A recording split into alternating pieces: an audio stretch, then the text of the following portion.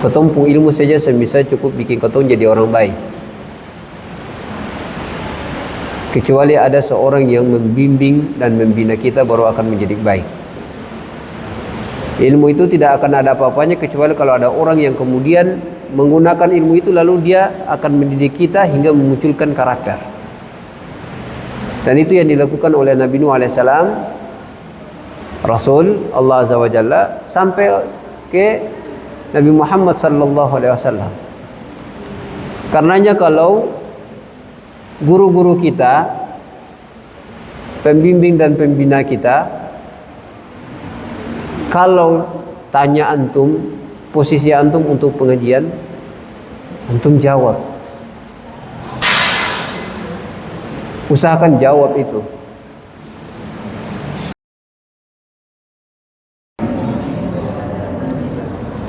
A'udzu billahi minasyaitonir rajim. Bismillahirrahmanirrahim.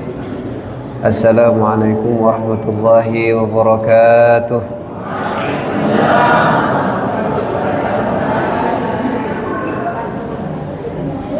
Alhamdulillah. Alhamdulillahi rabbil alamin.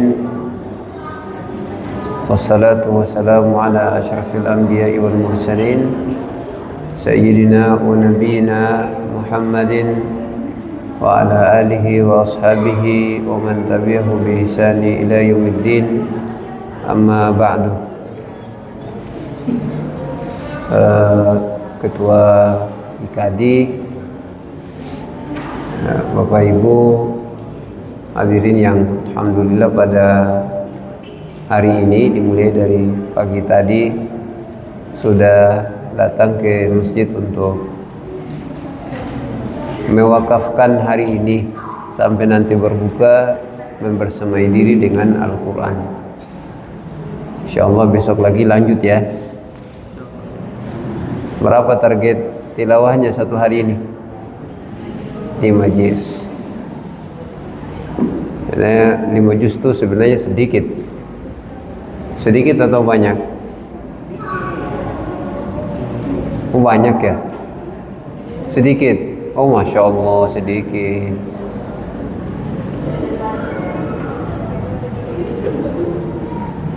Bapak Ibu punya waktu yang kosong banyak itu setelah mulai dari berbuka itu. Tapi kalau di hari ini kan mepet semua. Dari pagi nanti ada kajian, lalu kemudian siang ini lagi sampai nanti sore pulang, masih ada waktu panjang. Kalau bisa nanti sebelum tidur panitia kasih lagi satu tugas. Ini kayaknya semuanya hebat nih, masih bisa tomai. Masih bisa tidak? Masih bisa tambah sedikit lagi Kaseng? Masih lagi Kaseng? 5 juz itu gampang kan? Antum kenapa berat? Ya Allah.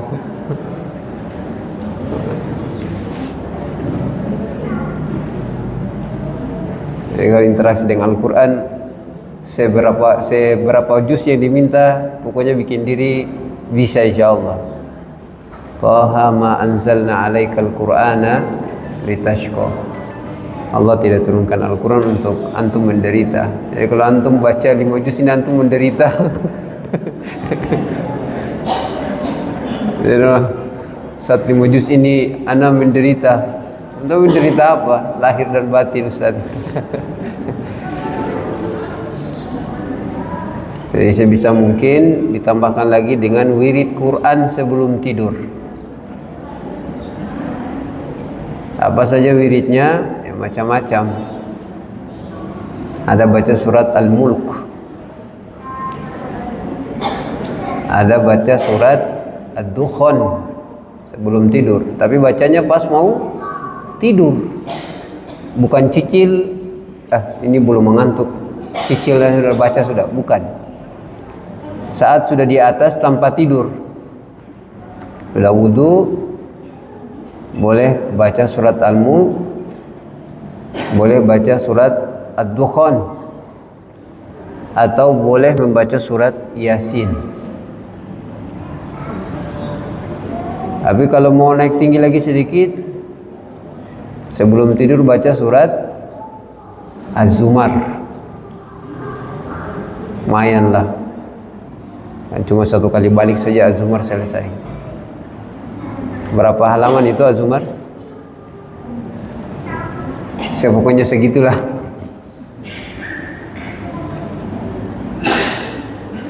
Nanti kalau sudah biasa naik lagi ke surat, sebelum tidur baca surat Al-Isra. Kalau tidak antum baca sebelum tidur, baca semua surat yang diawali dengan sabbaha atau yusabbihu sampai di surat terakhir, yaitu sabbihisma rabbikal a'la. Itu pas mau tidur. Ada yang bilang, Ustaz, ini kalau baca selesai Allahu Akbar, Allahu Akbar. Tapi kalau seseng mungkin lagi, berarti wirid Qur'annya apa? Yang antum biasa itu apa? Wirid apa ibu-ibu? 3 kun. Minimal itulah 3 kun. Qul huwallahu ahad, Qul a'udzu birabbil falaq, dan Qul a'udzu birabbin nas. Jadi sampai segitunya kehidupan Rasulullah SAW itu diisi dengan Al-Quran semua. Dalam hadis Sayyidah Aisyah mengatakan, di momen-momen romantisnya Rasulullah SAW, beliau masih tilawah Al-Quran. Kata Sayyidah Aisyah, kuntu haidhan inda Rasulillah.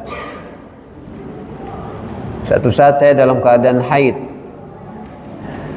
lalu sedang bersama Rasulullah. Kemudian Rasulullah tidur di atas pahaku. Itu momen-momen lagi romantis itu ya? Ya, Pak Prof.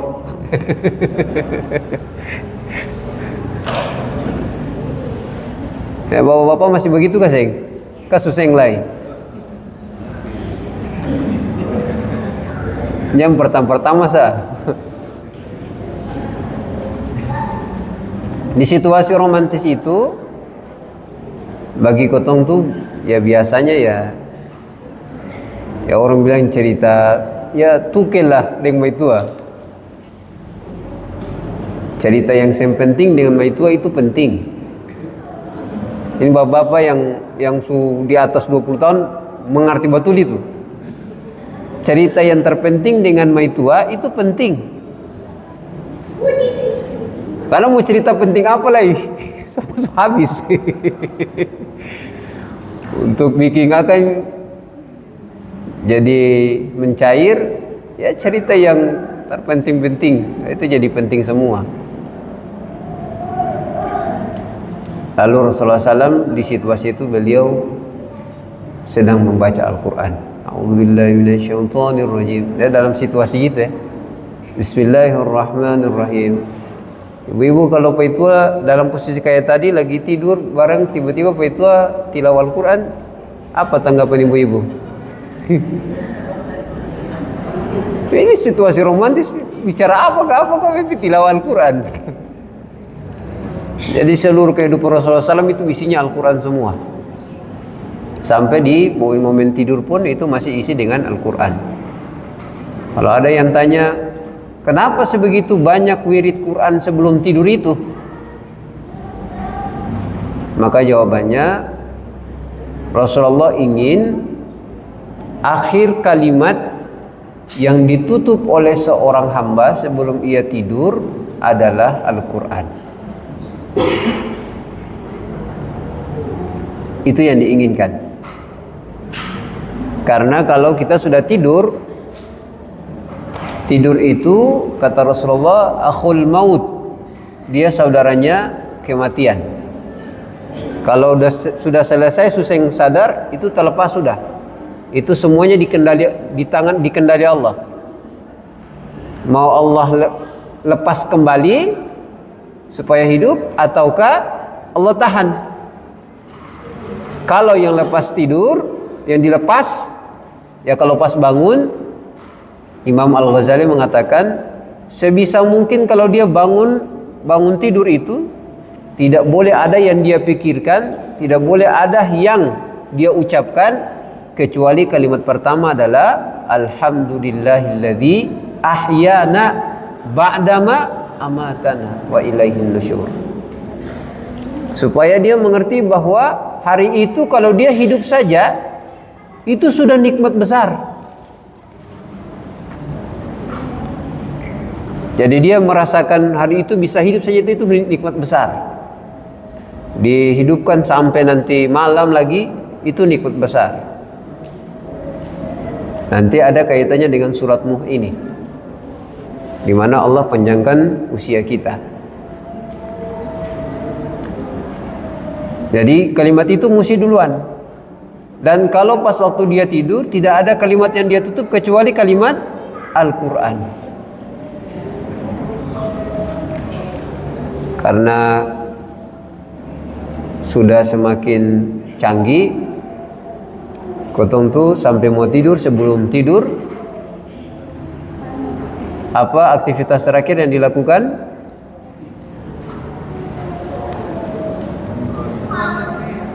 Ya, apa ini? Ya, tauhid. Scroll, ya, HP di scroll terus sampai. Tapi Rasulullah tidak ingin seorang mukmin menutup harinya itu dengan scroll HP. Ya, tapi ingin menutup harinya itu dengan tilawah Al-Quran. Fatifillah dirahmati Allah, semalam di tempat sini isi tausiah saya menjelaskan tentang pidatonya Pak Menteri Agama beberapa waktu lalu yang menyajikan presentasi guru PAI, pendidikan agama Islam, soal kemampuan mereka terhadap Al-Quran. Nanti Bapak Ibu tinggal searching saja, lihat. Jadi kata beliau 58,12% guru PAI di Indonesia itu rusak bacaan Al-Qur'annya. Bacaan Al-Qur'annya anak-anak Amun bilang galak. 58% itu bukan angka kecil. Guru PAI itu peluncur di sekolah yang diharapkan supaya mengajarkan tentang agama di sekolah sana. Tapi kenyataannya begitu. Jadi data ini kalau diperbesar lagi untuk umat, kira-kira berapa persen? Pak Prof, kira-kira berapa persen ini? Ini sampelnya ini guru PAI aja 58,12%. Kalau umat, ya dong bilang, dia pun peluncur saja begini. Apalagi yang mau dia ajarkan ini, itu pasti rusak. Karenanya Ramadan ini datang yang disebut dengan Syahrut Tarbiyah, bulan mendidik diri, termasuk salah satunya adalah ingin mendidik diri kita bagaimana cara ta'amul, interaksi kita dengan Al-Quran. Tidak ansih soal kita itu bisa tilawah atau tidak, tapi masih ada interaksi yang lainnya. Jadi interaksi dengan Al-Quran itu secara tilawah,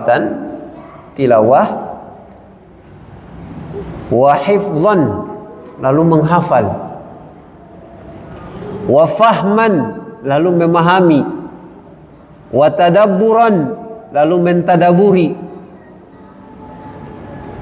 Nanti ada lagi Ustaz Abdul Aziz Abdul Rauf mengatakan ada satu lagi, ta'allum wa ta'lim, belajar makna Al-Quran lalu sekaligus mengajarkan kepada orang lain. Sampai yang terakhir kata beliau, Al-Quran itu cara interaksi kita adalah at-tashaffi bih.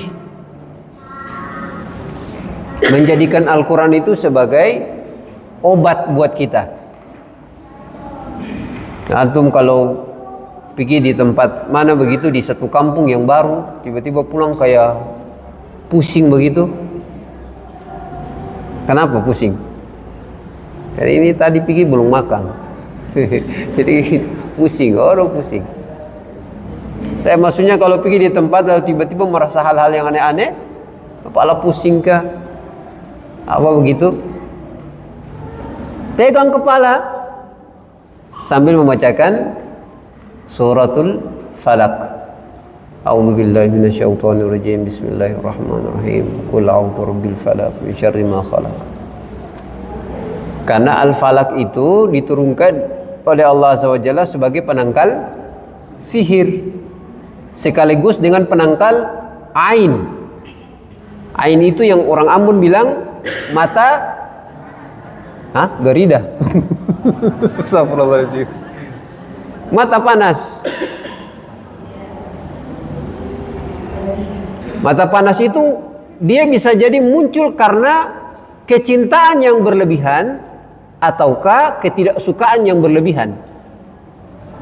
Jadi kalau terlalu suka itu dan dia betul-betul di dada itu, hal tertentu itu bisa berefek pada orang yang mendapati nikmat itu.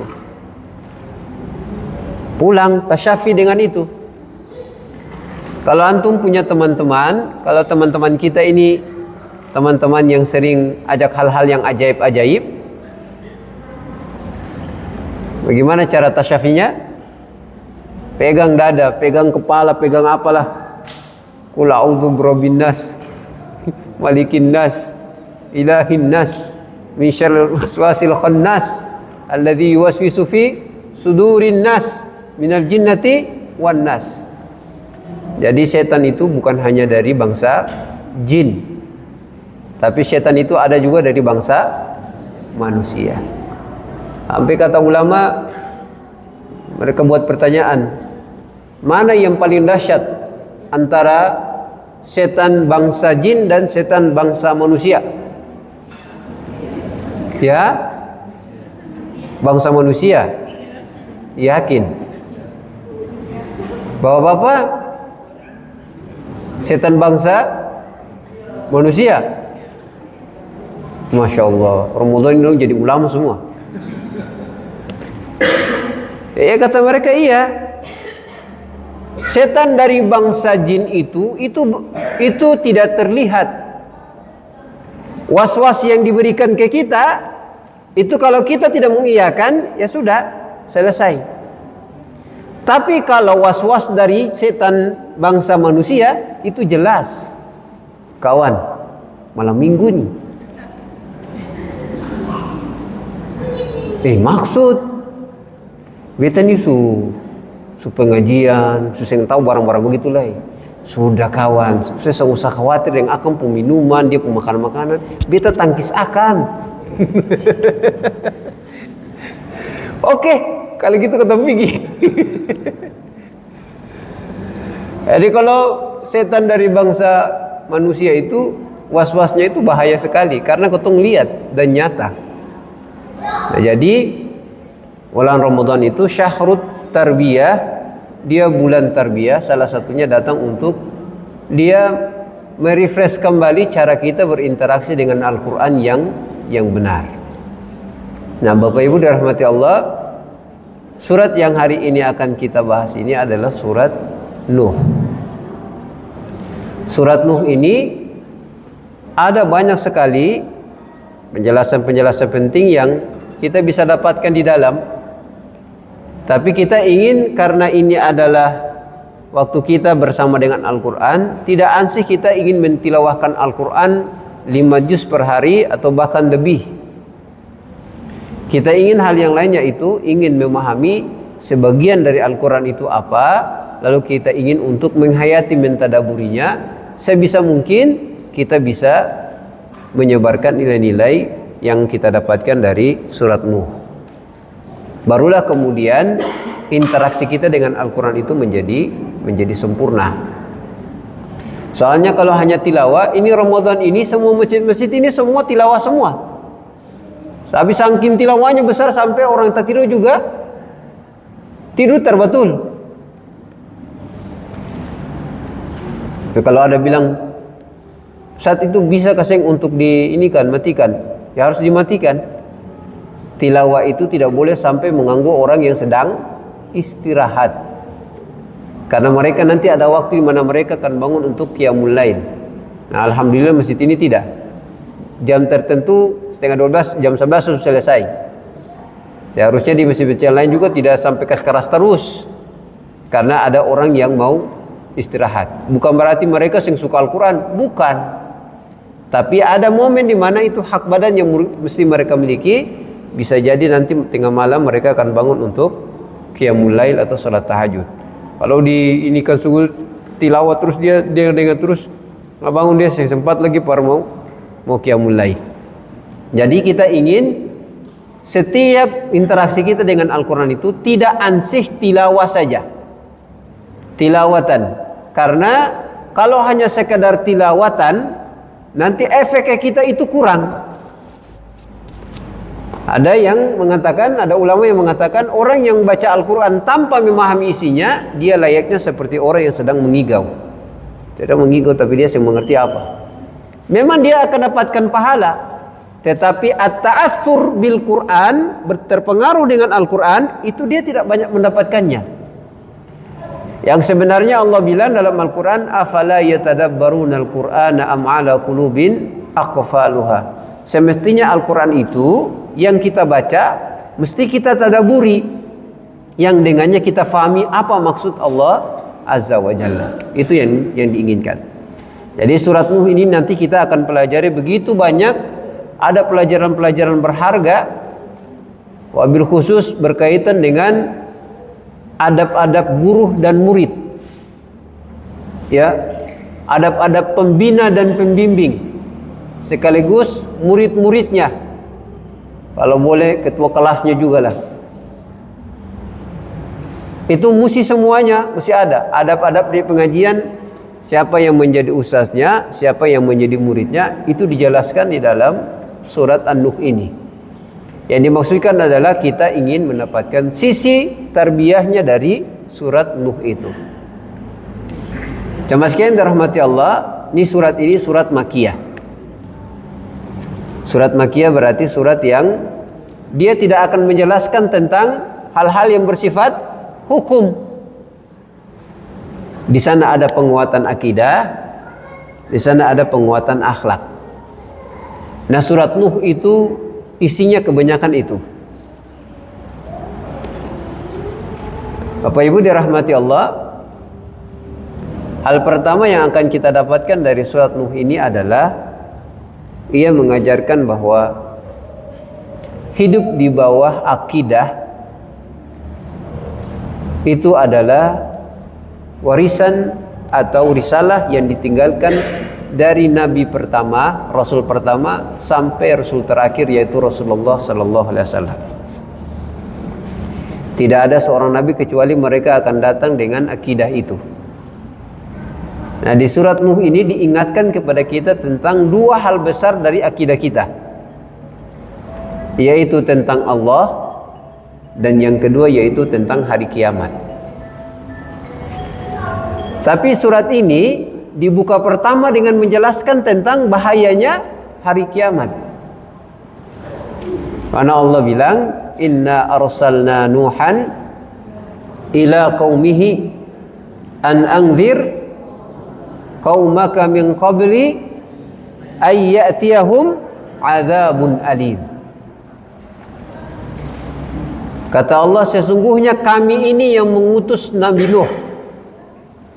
Jadi Nabi Nuh itu bukan memproklamirkan diri sendiri sebagai utusan, kami ini yang mengutus dia.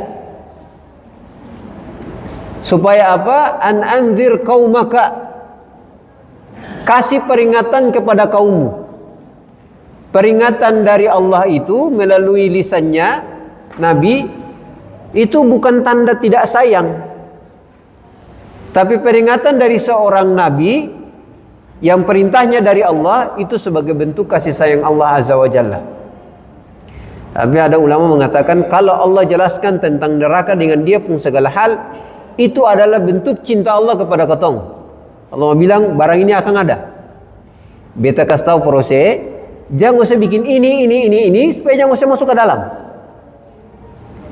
Kalau seandainya usah bikin yang menyalahi lalu usah masuk ke dalam neraka, fala talumanna illa nafsak. Jangan usah marah-marah kecuali diri kamu sendiri. Jangan marah-marah kecuali diri kamu sendiri. Karena semua Allah sudah jelaskan itu. Di antara bentuk kasih sayang Allah, Allah jelaskan akan. Ketong kalau bayangkan andai Allah tidak jelaskan tentang neraka, apa jadinya kita? Tiba-tiba saja, ada yang begini. Kenapa dari Allah sih kasih tahu? Kalau kasih tahu kan ketong, makanya ketong ya. Kasih tahu juga antum juga masih tetap sing solat tilawah juga segitu terus, maksiat begitu terus. Tapi Allah ingin supaya kita ini mendapatkan kebaikan. Di antara bentuk kasih sayang Allah, Allah kasih tahu tentang azab yang nanti Allah datangkan. Nah, yang luar biasanya di sini kata azab itu dalam bentuk isim nakirah. Apa isim nakirah? Ini kan sudah belajar semua bahasa Arab, pasti sudah selesai semua kan? Alhamdulillah. Ada namanya isim ma'rifah. Isim ma'rifah itu kalau ada yang di depannya itu ada alif lam, itu namanya al-ma'rifah, isim ma'rifah. Kalau nakira dia yang pakai alif lam, dia tanwin, azabun, kemudian ditambah dengan sifatnya alimun. Kalau kata-kata kayak begini, azabun alim, itu berarti kalau dibilang al-azab, itu berarti azabnya itu sudah diketahui. Misal ini ada seorang ayah bilang sama anaknya, saya tidur ini habis makan tidur kalau saya tidur ya, dia bapak pegang rotan, saya tahu ini rotan. Bapaknya bilang itu saya pegang rotan, saya tahu ini. Kalau bapaknya bilang al-azab, berarti azabnya berarti adalah azab. Kalau misalnya pakai alif lam, al-azab berarti azabnya itu azab rotan tadi. Tapi kalau bapaknya tidak pegang rotan, kalau tidak pegang apa, cuma bapaknya bilang begini, berani saya tidur siang, nanti saya tunggu. Kata saya tunggu itu bisa dibayangkan azabnya apa? Bisa dijewer, bisa di apa lagi, bisa atau orang petung kecil-kecil biasa masih sini ini tangan gini nih, tangan kobra, tetap tok, kita bisa dapat tempeleng segala macam tuh. Jadi kalau kata pakai azabun saja itu berarti tidak tahu ini azabnya yang model bagaimana. Nah, Allah di sini Allah setelah mengatakan Allah yang utus Nabi Nuh alaihissalam, Allah kasih tahu ke mereka umatmu ini ada azab. Azabnya bagaimana? Azabnya ini azabun yang banyak dan belum tahu bentuknya yang mana yang kau akan dapatkan. Jadi an anzir qaumaka min qabli ayyatiyahum azabun alim, sebelum datang azab yang pedih di hari kiamat nanti. Jadi nanti di ayat yang berikutnya qala ya qaumi inni lakum nadhirum mubin an i'budullaha wattaquhu wa ati'un. Hendaklah kalian menghamba hanya kepada Allah, takwa kepada Allah, dan juga taat kepadaku, taat kepada Nabi Nuh. Jamaah sekalian dirahmati Allah Bapak Ibu. Jadi iman rata-rata semua nabi yang diutus itu rata-rata akan menyampaikan dua hal pokok dalam akidah kita, yaitu iman kepada Allah dan hari kiamat. Di beberapa hadis Rasulullah SAW pun Rasulullah sering mengulang-ulang itu. Siap man kana yu'minu billahi wal yaumil akhir, siapa yang beriman kepada Allah dan beriman terhadap hari akhir, falyukrim jarahu, hendaklah dia memuliakan tamunya. Begitu terus. Siapa yang beriman kepada Allah dan hari kiamat, hendaklah dia mengatakan yang baik atau diam. Jadi dari semua akidah yang kita miliki itu, dua hal yang paling luar biasa diingatkan terus dalam beberapa ayat itu adalah iman kepada Allah dan hari kiamat. Itu diingatkan terus. Nah, jamaah sekalian dirahmati Allah. Lalu kemudian Allah jelaskan setelahnya, kenapa kalau kamu itu taat kepada Allah, menghamba kepada Allah, taat kepada Nabi Nuh alaihissalam, kalian khawatir nanti datangnya azab, kamu akan dapatkan apa? Kata Allah, yaghfir lakum min dzunubikum wa yuakhirukum ila ajalim musamma. Kata Allah, kalau kamu itu beriman kepada Allah, kemudian bertakwa kepada Allah, kemudian taat kepada Nabi Nuh alaihissalam, menyiapkan diri untuk hari kiamat, yang kamu dapatkan itu adalah maghfirah dari Allah azza wa jalla. Wa yujirkum wa yuakhirukum, bahkan kalian akan dipanjangkan usia ila ajalim musamma, di waktu yang sudah Allah tetapkan. Jadi beribadah itu, Bapak Ibu, sepertinya dia menjadi penyebab orang tuh usianya bertambah. Kalau ketong sampai hari ini dipanjangkan usia, itu artinya Allah ingin banyak kebaikan buat kita. Jadi ini bagian pertama yang diingatkan oleh surat Nuh ini tentang akidah kita. Ada banyak kisah-kisah tentang orang-orang yang menjaga akidah ini, dahsyat sekali. Termasuk salah satunya adalah cerita tentang Abu Talha Al-Ansari. Antum sudah dengar Abu Talha Al-Ansari ya? Sudah dengar? Sudah dengar belum? Nah ini lagi ngomong nih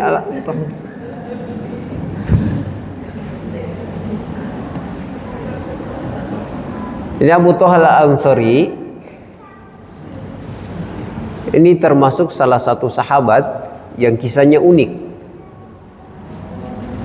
termasuk kisah percintaannya. Ayo laki-laki, telinganya. Ini bagus nih ceritanya nih. Jadi Abu Talha Al-Ansari ini, Bapak Ibu, dulunya masih kafir. Dia terpikat dengan salah seorang wanita yang kebetulan wanita itu sudah muslimah. Saya lupa namanya. Kalau tidak salah ibunya Anas bin Malik. Kalau tidak salah. Cuma karena satu dan lain hal, ini satu dan lain hal ini akan ini. Keduanya tidak sempat menikah. Seng jodoh. Tapi baku tahu tuh. Jadi Anas pun mama yang masih muda ini baku tahu tuh, baku suka dengan Abu Talha Al-Ansari ini. Cuma cerita lain, Abu Talha menikah belakangan. Jadi dinikahin dengan ibunya. Anas ini nikah dengan bapaknya, kan gak mungkin dengan bapak yang lain ya. Ya nikah sama bapaknya. Dia Abu Talha Al-Ansari ini nikah dengan yang lain lagi. Sampai di masa-masa keislaman. Jadi Abu Talha ini orang Yasrib, Madinah. Saya kira bukan Anas bin Malik kayaknya. Itu lagi. Terdengar oleh Abu Talha bahwa si sahabiat ini suaminya itu meninggal. Berarti Wah, janda ini. Di masa itu bukan sesuatu yang ajaib. Setelah mendengar bahwa suaminya itu sudah meninggal, Abu Talha itu bilang begini, ini akan pun waktu sudah, semboleh lama. Kalau terlambat lagi, hilang lagi kembali. Jadi yang ada dia pun spasi antara dengar itu lalu bertunggu kali 1-2 hari, tidak. Jadi nanti Bapak Ibu bisa baca itu di kisah sahabat itu, Abu Talha Al-Ansari ini. Itu langsung setelah dengar itu, langsung Abu Talha setelah mendengar, dia pun itu meninggal. Betul gitu kah? Oke, kita pergi di rumah. Gas langsung ke rumah.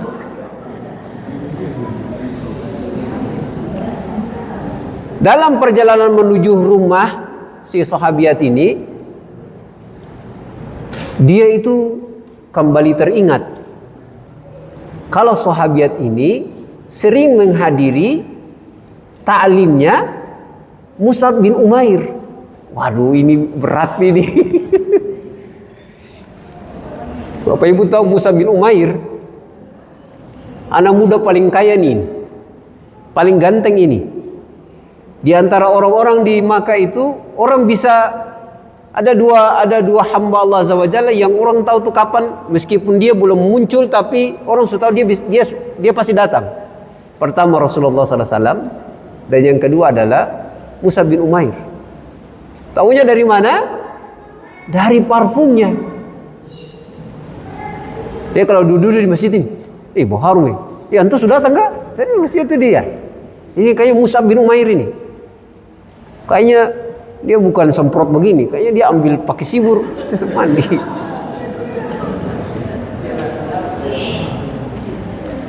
Saking Mus'ab itu bau harumnya gitu.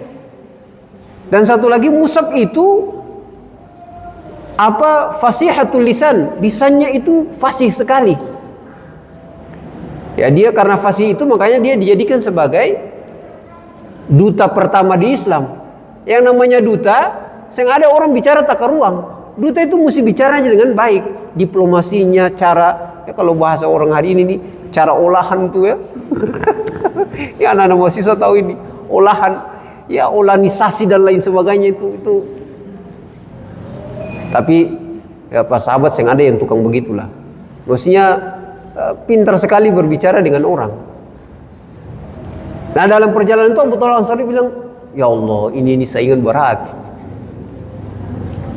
Tapi dia meyakinkan diri dia karena dia itu termasuk kalau di suku dia itu Al-Ansari ini, Abu Talha Al-Ansari, dia termasuk dari, kalau dalam peperangan dia itu berada di penunggang kuda, Faris.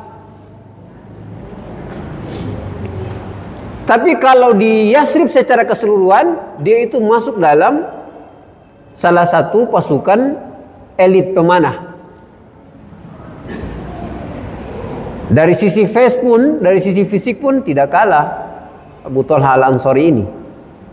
Jadi kalau dari sisi face-nya kalah, dari sisi strata sosialnya dia tidak kalah. Cuma dia tahu kalahnya kalau dia pikir, kalau berjalan ke sahabat ini dia akan kalah di soal itu tadi. Ini dia su muslimah. Sampai di sana, sampai di rumah, setelah bicara tak kita dengar kata itu semua meninggal. Lalu sungguh pakai lalu lagi lah, sudah.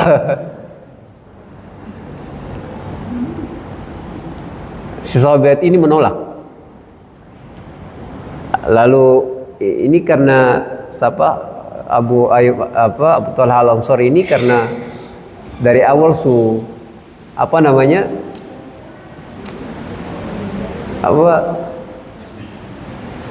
overthinking, OVT katanya. Karena dari awal perjalanan lu ingat Mus'ab bin Umair itu, kata dia, kayaknya kamu ini tidak tolak saya kecuali karena dua warna. Apa itu? Yang putih dan yang kuning. Maksudnya putih dan kuning itu maksudnya apa? Iya, karena dinar dan dirham. Karena dia pikirkan Mus'ab ini lebih kaya. Laki-laki kalau begitu tuh hancur udah dia pun. Mentalnya hancur udah. Cerita naik hujan tambah kuat. Kata dia bukan itu, bukan soal itu. Kalau begitu ada soal yang lain lagi. Iya, ada soal yang lain. Apa itu? Beta muslimah, saya ini muslimah sedangkan engkau dalam keadaan kafir.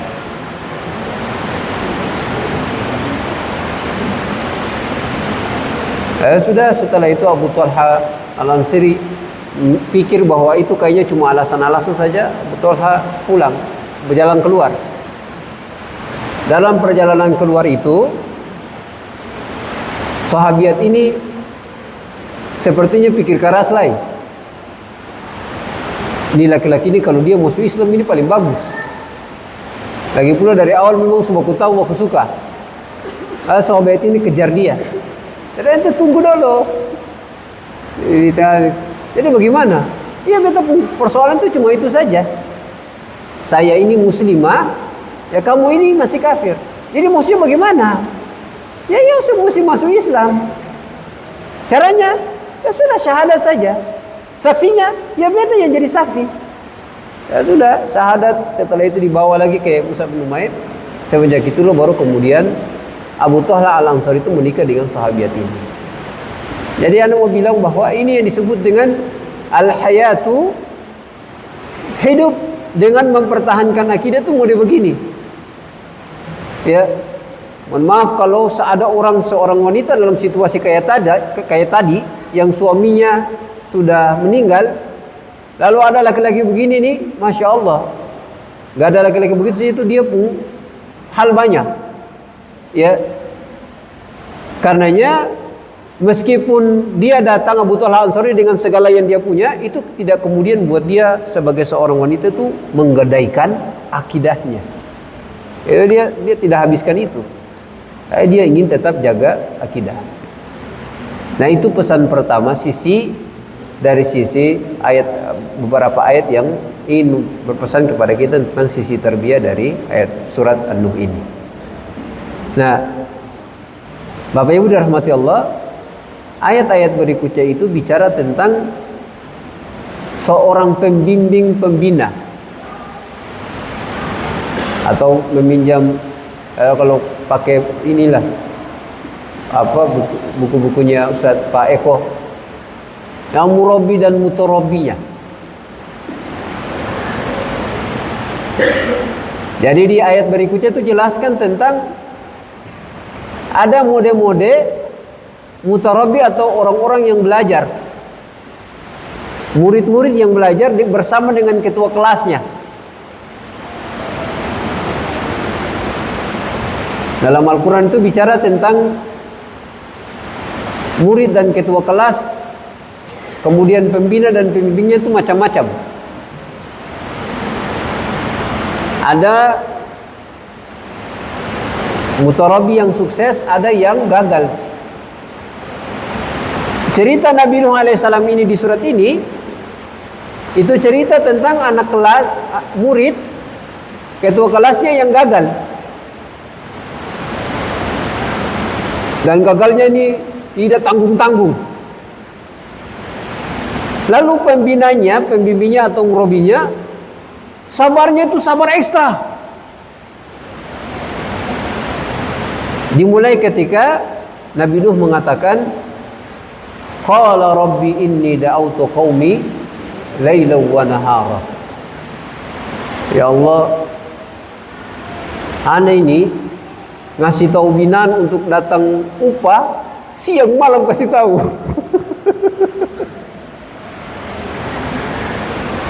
Assalamualaikum, anti di mana?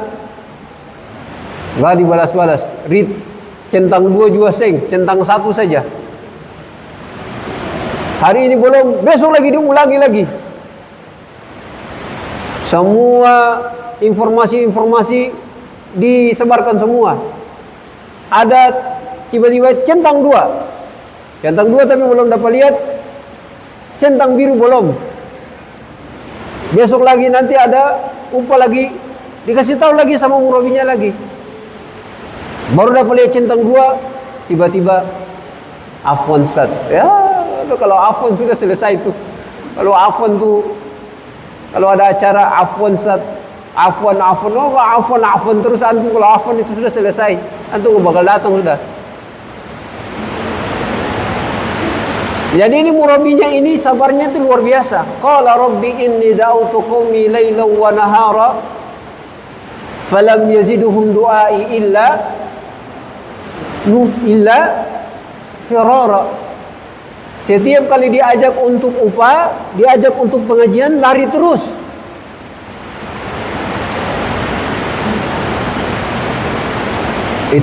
Ini mode murid ajaib.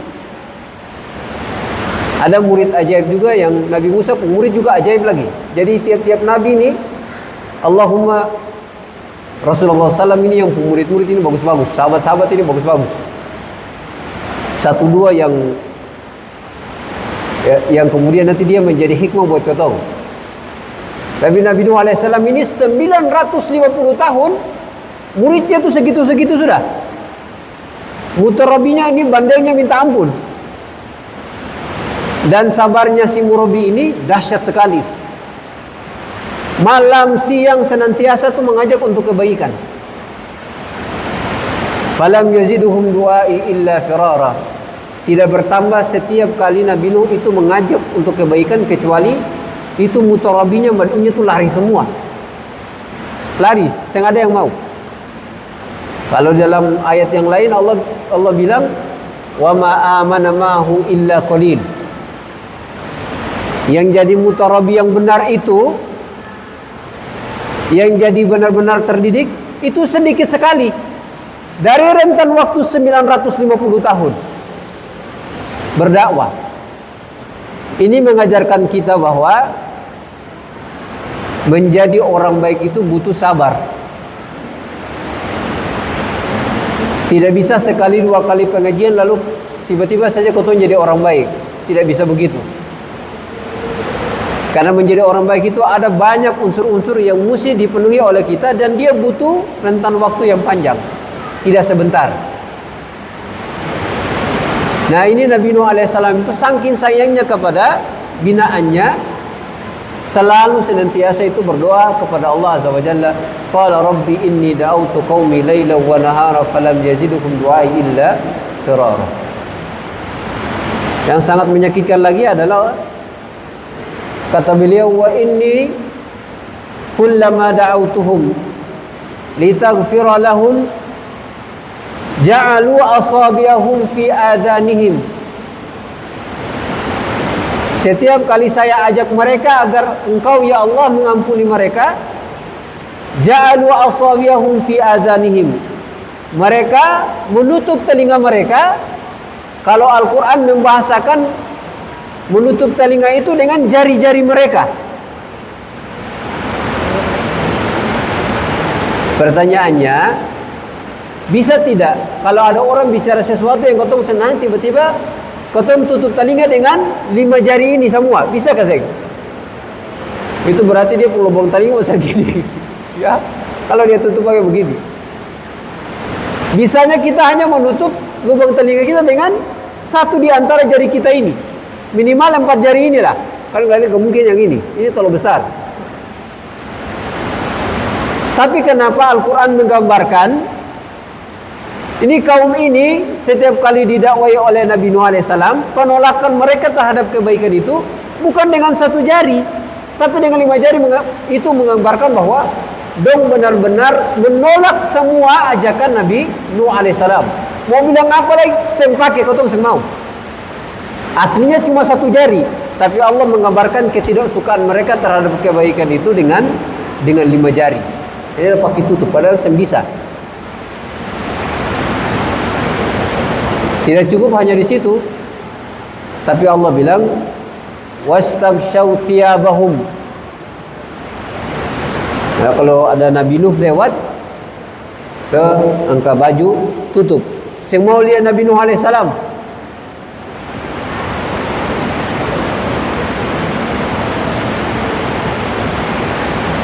dikasih ingat pengajian, saya balas wala A wala B wala C wala haula wala quwata illa billah, saya yang lain. Lalu ditambahkan wa asarru wastakbaru istikbara.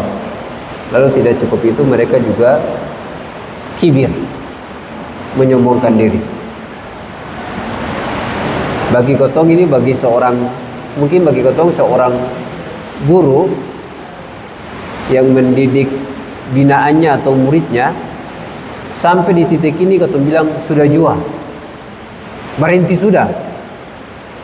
Ini mad'unya, ini binaannya itu sesang maulai. Dari mana? Ya lihat saja cara mereka berekspresi. Ekspresinya tutup telinga, angkat baju tutup muka, supaya sang maulai Nabi Nuh. Itu penolakannya itu sudah paling dahsyat itu. Tapi Nabi Nuh tidak berhenti di situ. Di malam hari beliau tidak pernah berhenti untuk mendoakan binaan-binaannya. Kata beliau, summa inni da'autuhum jara, summa inni a'lantu lahum wa asrartu lahum israra. Jadi kalau binaannya itu keras hati, mungkin tidak cukup hanya dengan dijapri. Sepertinya kita butuh jalur langit. Kalau ada teman yang diajak untuk kebaikan sulit, dijapri sulit, mungkin kita butuh jalur langit. Saya ingin mengakhiri ini sebelum nanti di hari esok baru kita lanjutkan. Ada salah seorang kiai, setiap kalian tua murid baru masuk itu 2-3 bulan antua datang ke wali kelasnya. Lalu beliau akan minta ke wali kelasnya, kasih buat saya nama-nama murid-murid yang kepala angin. Pokoknya yang kepala-kepala ya, kepala angin, kepala tambang, kepala batu, semua kasih namanya ke saya. Ini wali kelas kalau kasih nih ke pimpinan pondok ini berarti alamat di-kick, alamat dapat tendang keluar dari pesantren.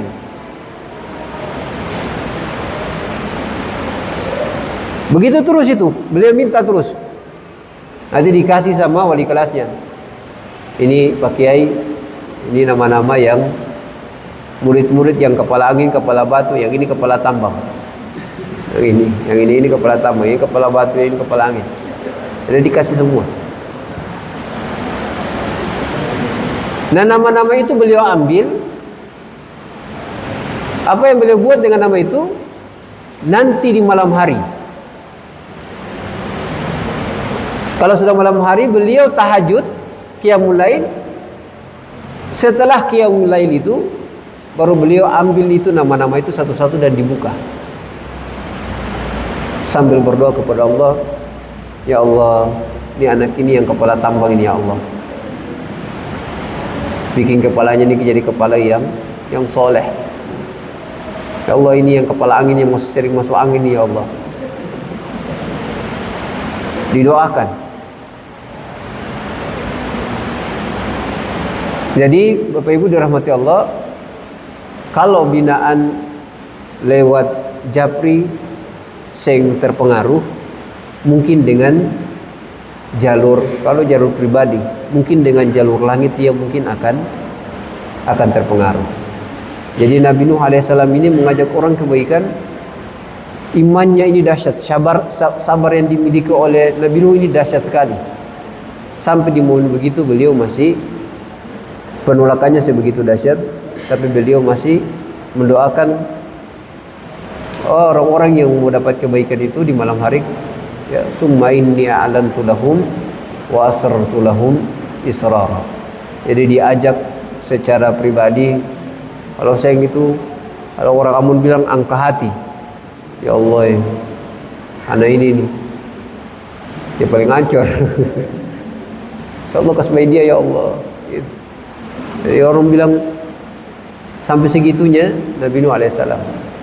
Nah ini Bapak Ibu dirahmati Allah, ini potret mutarabbi binaan yang dimiliki oleh Nabi Nuh alaihissalam. Nanti Bapak Ibu bisa lihat nanti di potret binaan-binaan lain yang dimiliki oleh nabi-nabi yang lain. Yang paling kacau itu, di antara paling kacau lagi itu adalah binaannya Nabi Musa alaihissalam. Oh itu lebih hancur lagi itu. Kalau binaan ini kan menolak. Kalau binaannya Nabi Musa alaihissalam itu tukang batanya. Dan tukang batanya tukang membantah. Saya tukang membantah, tukang olah nisasi.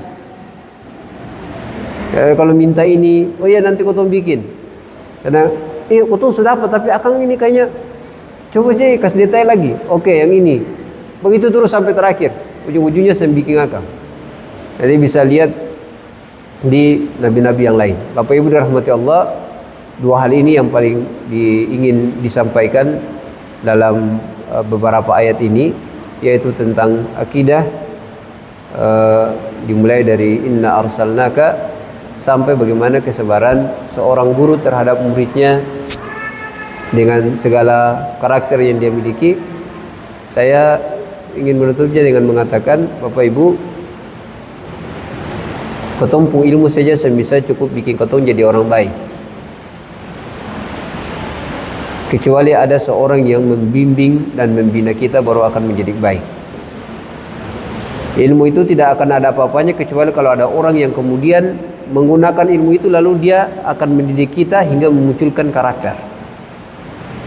Dan itu yang dilakukan oleh Nabi Nuh alaihissalam, Rasul Allah Azza wa Jalla, sampai ke Nabi Muhammad sallallahu alaihi wasallam. Karenanya kalau guru-guru kita, pembimbing dan pembina kita, kalau tanya antum, posisi antum untuk pengajian, antum jawab. Usahakan jawab itu. Pembina dan pembimbing, guru-guru antum itu bukan orang yang punya aktivitas.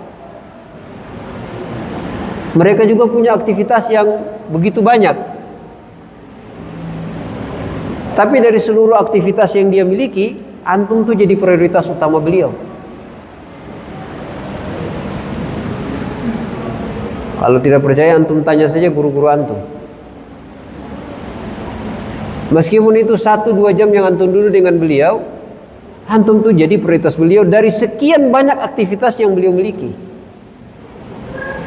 Kalau alasannya, Afwan Ustaz, anak kurang enak badan, coba antum tanya pembina antum, pembimbing antum itu, guru antum, Ustaz atau ustazah antum. Itu antum datang isi upah itu atau isi pengajian itu badannya lagi baik-baik atau tidak? Banyak itu guru-guru, ustaz dan ustazah yang datang isi pengajian itu kondisinya lagi tidak baik-baik saja. Urusan rumah tangga, urusan pekerjaan, mungkin badannya lagi lelah dan seterusnya. Cuma karena antum jadi prioritas dan menjadi amanah yang Allah titipkan pada diri dia untuk memastikan beberapa orang di sekitar dia yang sedang melingkar dan belajar ini, mereka mesti menjadi pribadi yang disebut dengan pribadi Islami, saksiyatul Islamiyah. Ini orang-orang ini pastikan mereka pribadinya adalah pribadi Islam. Kalau pribadi Islam ini andai kalau didapat di kampus, ini orang-orang hasil kampus semua jadi pribadi Muslim semua. Tapi nyatanya tidak demikian. Pribadi yang Islami itu hanya bisa dibentuk kalau ada seorang guru yang membersamai. Kadang-kadang kita ini alasannya itu sebenarnya tidak syar'i. Afwan saat hujan, antum hujan apa yang bikin antum sampai banjir nih? Ya hujan segini-gini aja. Afwan saat anak yang datang karena hujan. Dari alasan antum aja. Tapi kalau antum tanya murid apa, guru antum, ustaz antum, hujan, ya dia toma. Karena antum jadi prioritas beliau. Jangan sampai alasan-alasan kita itu, kita hanya ingin cari ketenangan untuk diri kita pribadi. Jangan cari ketenangan diri kita pribadi. Ya kalau antum mau cari tenang ya antum tunggu ya, nanti kalau ana senang baru ana datang. Jangan kayak begitu ya. Karena ada cerita kayak begitu. Ana sering datang, kata gurunya, antum kalau di japri itu balas kah bagaimana kah? Ya minimal kalau antum bilang antum pemalas, sungguh inilah antum bilang, Ustaz, afwan ana malas, ana sering datang. Antum tahu tidak, Bapak Ibu, pekan berikutnya dia gak datang. Apa dibalasnya sama gurunya? Afwan Ustaz, ana sering datang pengajian, kebetulan lagi palas. Ini bikin betul. Gurunya bilang, ya kalau antum sering datang bikin alasan, kasih tahu kayak apa kayak sangkin di japris yang ada jawaban. Ya minimal antum tahu, kasih tahu kalau antum pemalas. Pekan berikutnya dia sendatang betul-betul dia kasih tahu. Afwan Ustaz, ada sendatang karena lagi pemalas. Subhanallah, ajaib. Dibikin benaran. Ini nanti antum lihat binaan yang mode begini, mutarobi begini, mana dia mode ada dalam Al-Quran ini yang mana? Jadi kita pengen begitu ya. Kita tidak ingin supaya jauh dari kebaikan. Guru-guru kita itu bersamai mereka dengan baik. Ya mudah-mudahan Allah titipkan banyak keberkahan buat kita. Wallahu a'lam bishawab. Assalamualaikum warahmatullahi wabarakatuh.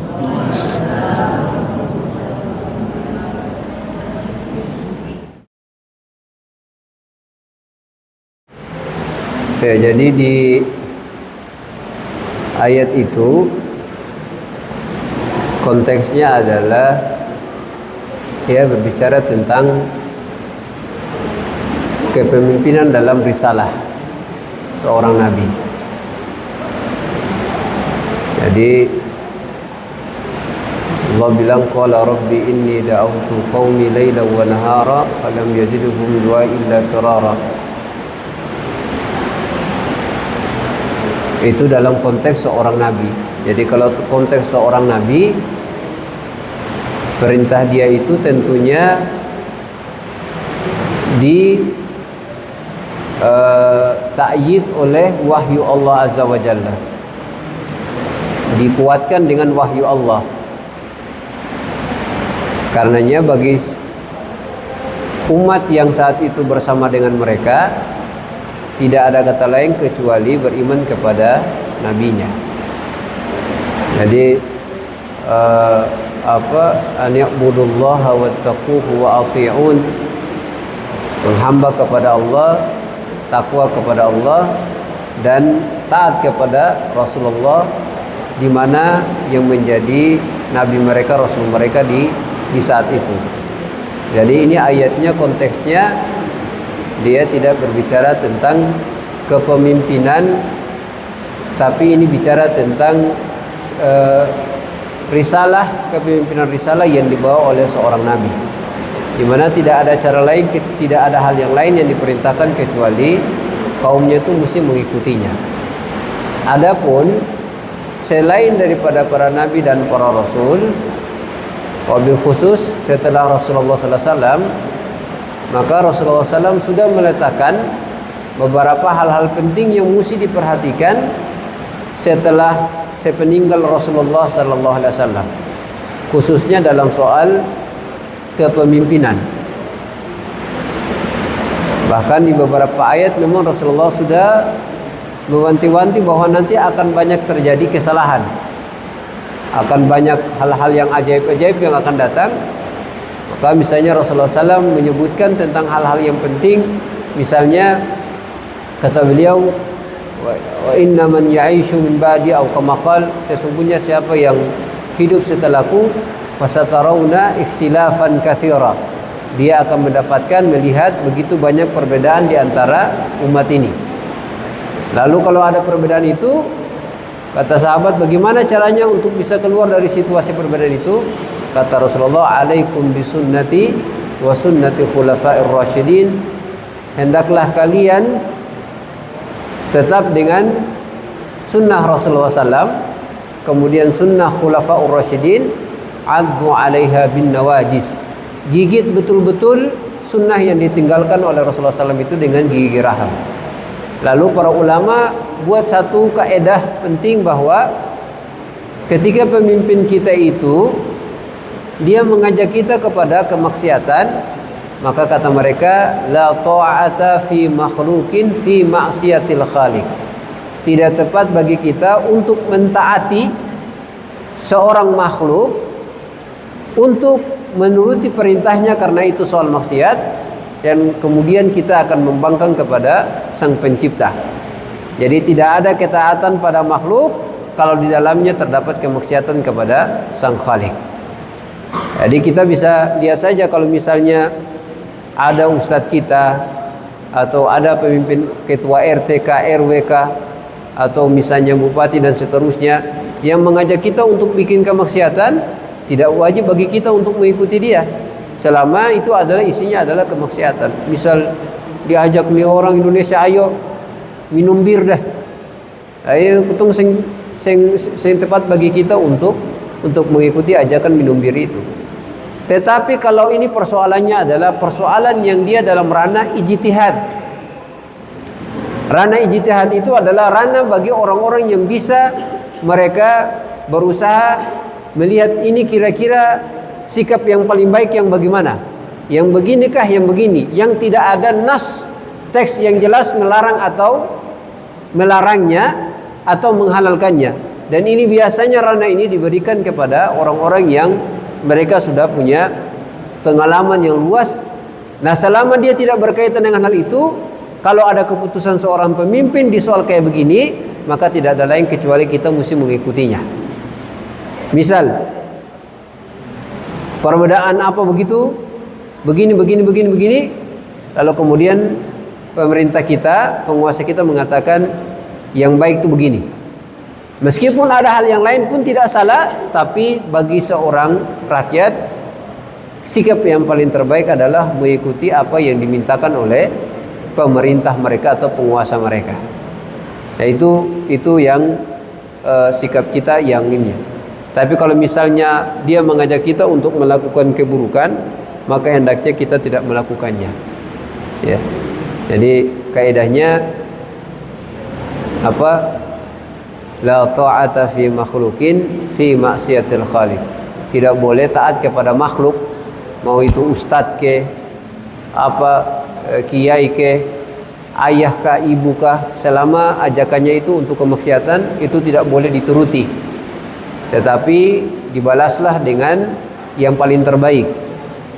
Nah, tentunya kalau pemimpin kita yang salah dalam ambil kebijakan, ya tentu sikap kita tidak hanya sekedar tidak mengikuti lalu kita tidak mengajak untuk kebaikan, tidak, mesti diajak dengan kebaikan. Nah, dalam Al-Quran Allah bilang kita ud'u ila sabili rabbika bil hikmati wal mau'izatil hasanah wajadilhum billati hiya ahsan. 3 mode yang mesti kita lakukan adalah kalau ada orang yang salah, ustadznya salah, atau rekannya, atasannya salah, pemimpinnya salah, maka yang dilakukan adalah yang pertama, diajak dengan hikmah. Diajak dengan hikmah. Yang kedua, kalau tidak berarti bil mau'izatil hasanah, dengan nasihat yang baik. Kalau tidak, berarti yang terakhir adalah wajadilhum billati iya ahsan. Berdebat dengan mereka, berdialog dengan mereka, tetapi dengan menggunakan kalimat yang paling terbaik. Kalau kita punya ada 2, 3, 4 kata-kata, dan 2, 3, 4 kata-kata ini adalah yang paling terbaik, ada semuanya baik, tapi di antara 2, 3 ini ada satu yang paling terbaik, maka cara kita berdebat dengan orang lain, kata Allah Azza wa Jalla, pilihlah kata yang paling terbaik itu. Jadi itu kira-kira sikap kita terhadap pemimpin kita yang mengajak kita pada hal-hal yang Allah Azza wa Jalla tidak ridhai. Wallahu a'lam bishawab.